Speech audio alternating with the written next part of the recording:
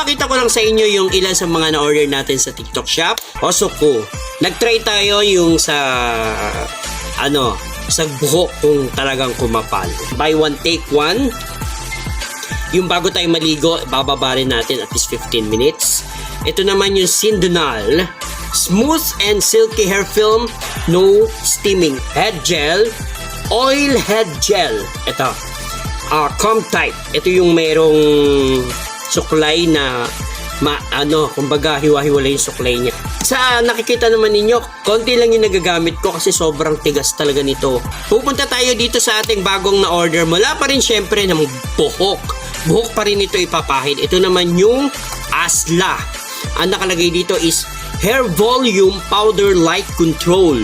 Ito naman yung kanyang nalagyan. Although maliit lang siya kasi ngayon nga 8 grams lang siya saka 0.28 ounce.